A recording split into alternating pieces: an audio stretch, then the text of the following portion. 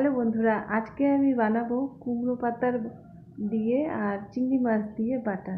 তো আমি তো অনেক রকমেরই বাটা বানিয়েছি, কিন্তু এটা প্রথমবার আমি চিংড়ি মাছ দিয়ে আর কুমড়ো পাতা দিয়ে বাটা বানাবো। তো পাতাটাকে আমি তুলে এনে তারপর এটাকে সেদ্ধ করে নিয়েছি। তো সেদ্ধ বলতে মানে ভাপিয়ে নিয়েছি। তারপর ঠান্ডা হয়ে যাওয়ার পরে আমি এটাকে বেটে নেব। তো তোমরা চাইলে মিক্সিতে করতে পারো, কিন্তু আমি বেটেই করব, বেটে বেশি ভালো হয়। তো পাতাটা বাটাই হয়ে যাচ্ছে। তো এই পাতার সাথে কয়েকটা কাঁচা লঙ্কা বেটে নেব। তোমরা যে মানে যতটা ঝাল খাবে সেই বুঝেই লঙ্কা দেবে। তো আমি এখানে 4টা লঙ্কা, কাঁচা লঙ্কা দিয়েছি। তো এটাও সাথে বেটে নেব।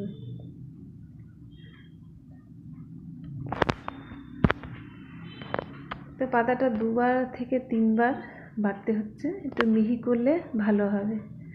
তারপর আমি বেটে নেব এখানে রসুন।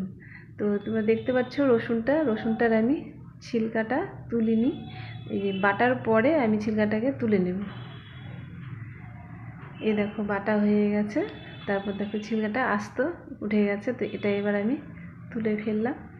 তারপর বাটবো চিংড়ি মাছ। তো এই চিংড়ি মাছটাকে আমি ভালো করে ভেজে নিয়েছি। এবার আমি চিংড়ি মাছটাকে শিলনোড়াতে বেটে নেব।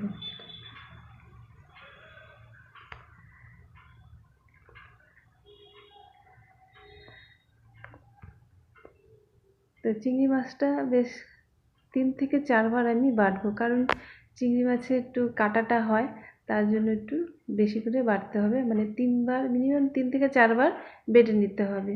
আর মিক্সিতে করলে তো একবারই হয়ে যাবে। তো এইভাবে আমি চিংড়ি মাছটাকে বেটে নেব।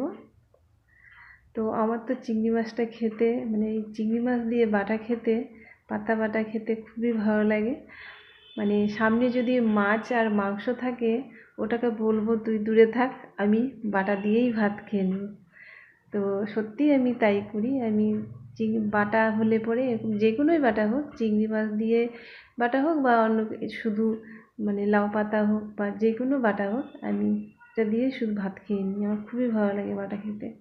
তো এই দেখতে পাচ্ছ আমার বাটা হয়ে গেছে। তারপর আমি এতে লবণ আর হলুদ দিয়ে দেব, আন্দাজ মতো লবণ হলুদ দিয়ে দেব। আর লঙ্কা আর রসুন তো আমি আগেই বেটে নিয়েছি। তারপর দেখো মানে কড়াই বসেছি, কড়াই তেলটা গরম হয়ে গেছে। তারপর এতে আমি দিয়ে দিয়েছি কালো জিরে। এবার কালো জিরে দিয়ে এবার এটাকে ভালো করে ভেজে নেব। তো তোমাদের কার কার খেতে ভালো লাগে বাটা, আর বিশেষ করে চিংড়ি মাছ দিয়ে বাটা খেতে খুবই খুবই ভালো লাগে। তো তোমাদের যদি ভালো লেগে থাকে ভিডিওটি, তাহলে অবশ্যই লাইক, কমেন্ট আর শেয়ার করে দেবে।